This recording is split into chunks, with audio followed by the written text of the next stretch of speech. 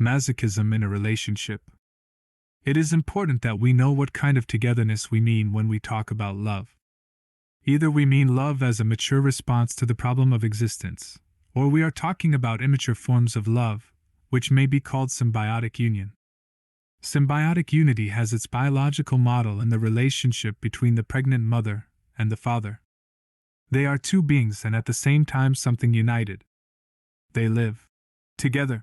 They need each other. The fetus is part of the mother, he gets everything he needs from her. The mother is like his world, she nourishes and protects him, but also her own life is enhanced through him. In this symbiotic unity, the two bodies are mentally independent, but the same kind of attachment can also exist in the psychological sphere. The passive form of symbiotic unity is submission, or, to use the clinical term, masochism.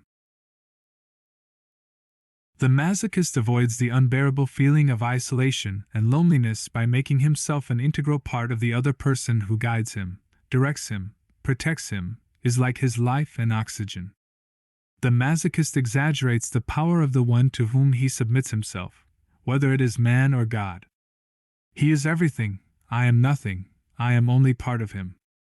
As a part, I am a part of greatness, of power, of certainty. The masochist does not have to make decisions, does not have to take any risks. He is never alone, but he is not independent either. He has no integrity. He is not even truly born yet.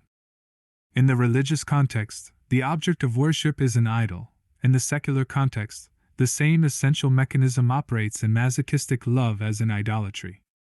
A masochistic relationship may involve physical, sexual desire. In this case, there is a submission in which not only the person's mind, but also his body, is involved. There can be masochistic submission to fate, to illness, to rhythmic music, to the orgiastic state produced by drugs, to hypnotic trance. In all these cases, the person gives up his integrity, makes himself an instrument of someone or something outside himself.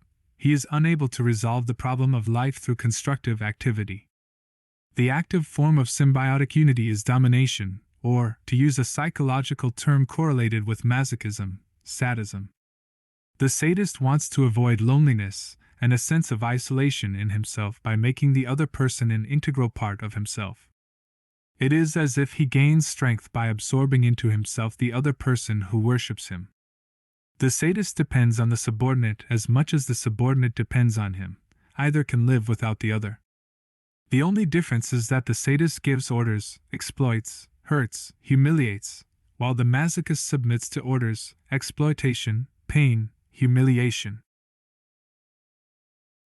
In reality, this difference is significant, but in a deeper emotional sense, the difference is not as great as what the two parties have in common: a fusion without wholeness.